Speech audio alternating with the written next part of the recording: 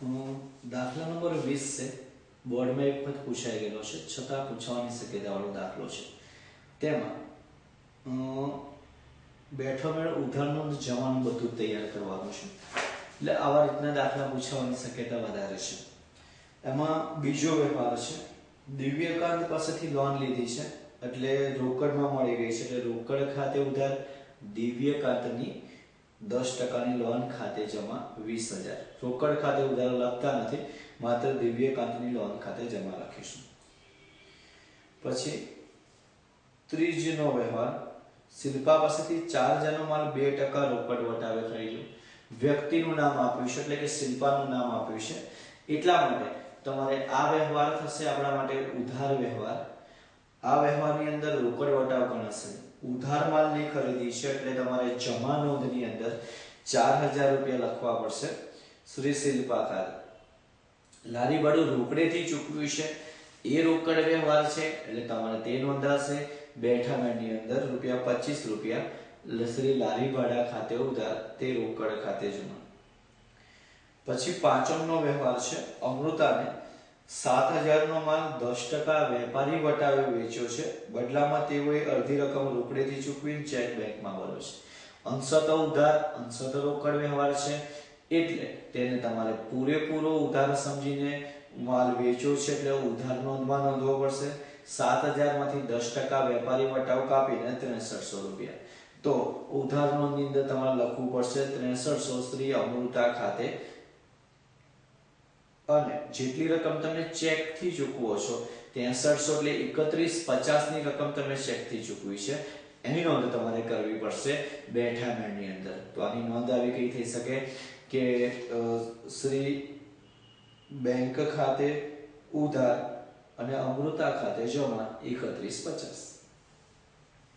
આઠમનો વ્યવહાર છે, સીતા પાસેથી લેણી રકમ ₹3,000 ગીતા પાસે કબૂલાવી છે. બસ સીતા પાસેથી લેણી રકમ તમે ગીતા પાસે કબૂલાવો છો, એનો મતલબ એ થયો કે સીતા લાભ આપનાર છે, અને હવે તમે ગીતા પાસે કબૂલાવી છે, એટલે તમારે સીતાને બદલે ગીતા પાસેથી પૈસા લેવાના થશે. તો આની નોંધ કબૂલાતની થશે. ગીતા ખાતે ઉધાર 3,000 અને સીતા ખાતે જમા 3,000 રૂપિયા. દસમનો વ્યવહાર, અરુણા પાસેથી 5,000નો માલ છે, 10% વેપારી વટાવે ખરીદ્યો છે, બધો જ માલ વેચાણ કિંમત પર 25% નફો ચડાવીને ભાવનાને વેચ્યો છે. તો સૌપ્રથમ માલ ખરીદ્યો છે, તેની નોંધ જમા નોંધની અંદર થશે.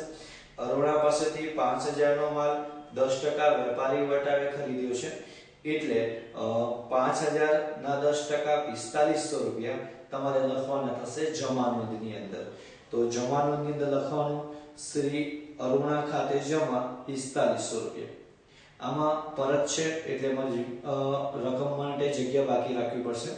બધો જ માલ વેચાણ કિંમત પર 25% નફો ચડાવીને વેચ્યો છે. મૂળ કિંમત વત્તા નફો બરાબર વેચાણ કિંમત. વેચાણ કિંમતને 100 ધારો, 25% નફો છે, તો મૂળ કિંમત 75 થશે. માલ વેચ્યો છે, એટલે વેચાણ કિંમત શોધવાની છે. 75 એ 100, તો 4,500 નો માલ છે, એટલે 6,000 રૂપિયા. તો અરુણા પાસેથી 4,500 નો જે માલ ખરીદ્યો છે, એ તમારે ભાવનાને વેચ્યો છે, એટલે ઉધાર નોંધની અંદર 6,000 રૂપિયા.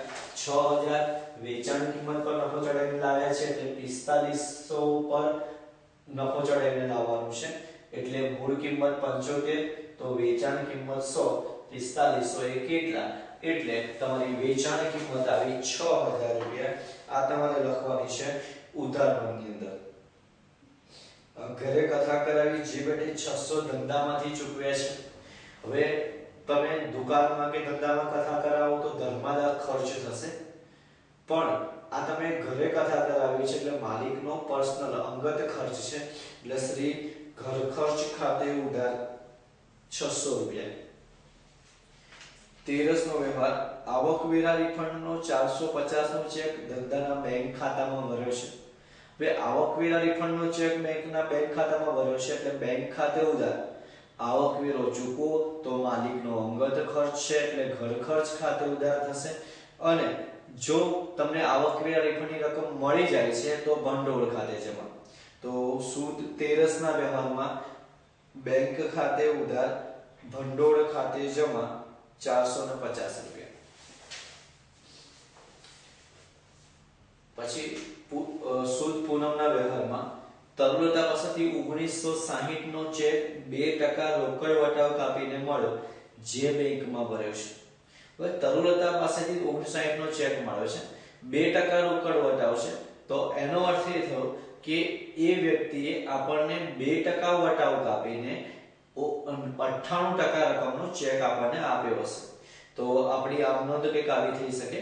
એ પહેલા તમારે રકમ શોધવી પડે. 100 રૂપિયા તરુલતા પાસે માંગતા હોય તો 2% રોકડ વટાવ હોય તો 98% રકમનો ચેક મળે છે. તો આપણી નોંધ થશે પહેલા ત્રિરાશિ મૂકીને 98 એ 100 તો 1960 એ કેટલા, તો 2000 રૂપિયા તરુલતા પાસે માંગતા હોઈએ, 2% વટાવ એટલે 40 રૂપિયા વટાવ કાપીને એ આપણને 1960 નો ચેક આપશે. તો હવે રકમની અંદર 1960 જ આપ્યા છે, 2000 અને 40 નથી આપ્યા જે આપણે ગણતરી કરીને શોધ્યા, કેમ કે એને 2% વટાવ કાપીને 98% રકમનો ચેક આપ્યો છે. તો આપણી આ નોંધ આવી ગઈ થઈ શકે. બેંક ખાતે ઉધાર 1960, વટાવ ખાતે ઉધાર 40 રૂપિયા અને તરુલતા ખાતે જમા તમારે કરવાના છે 2000 રૂપિયા.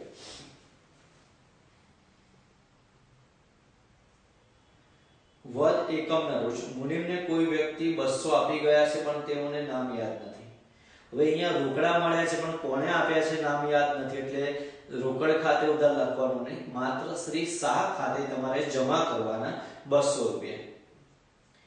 વદ બીજમાં ભાવનાએ 1/3 ભાગનો માલ પરત કર્યો છે. તમે ભાવનાને 1/3 ભાગનો માલ પરત કર્યો એટલે વેચો તો 6000 નો, તેમાંથી તેણે આપણને 2000 નો એટલે કે 6000 ના 1/3 ભાગનો માલ આપણને પરત કર્યો છે. એટલે ભાવનાનું ખાતું તમે જો ઉધાર નોંધમાં લખ્યું હશે તેમાંથી 6000 માંથી 2000 માલ પરત કરી બહારની રકમમાં ખાનામાં તમારે લખવાના થશે 4000 રૂપિયા. અને આ રકમ આ જે માલ છે તમે અરુણાને મોકલો છો એટલે તમારે નફો ઉતારવો પડશે. નફો ચડાવતી વખતે આપણે મૂળ કિંમત પરથી વેચાણ કિંમત પર ગયા હતા એટલે 75 એ 100 કરીશું. નફો ઉતારતી વખતે વેચાણ કિંમત પરથી મૂળ કિંમત પર જવાનું એટલે 100 એ 75 તો માલ આપણને આવ્યો છે પાછો 2000 રૂપિયાનો. તો 2000 એ કેટલા એટલે 1500. તો અરુણાનું જે ખાતું આપણે જમા નોંધમાં નોંધ્યું છે 4500 થી, એમાંથી ખરીદ પરત 1500 રૂપિયા તમારે બાદ કરવાના રહેશે. પછી સાતમનો વ્યવહાર સરિતા એ 1000 નો માલ પરત કર્યો જે તેમને અષાઢ વદ 11 ના રોજ વેચેલો હતો. તમે અષાઢ વદ 11 ના રોજ માલ વેચ્યો હતો. આ શ્રાવણ મહિનાનો બેઠો મેળ ઉધારનો જમાનો છે. તો જો ગયા મહિનાનું ખરીદ પરત હોય તો આ મહિનાનું વેચાણ સમજીને નોંધ થાય, અને ગયા મહિનાનું વેચાણ પરત હોય તો આ મહિનાનું ખરીદી સમજીને નોંધ થાય. અહીંયા ગયા મહિનાનું વેચાણ પરત છે એટલે તમારે ખરીદી સમજી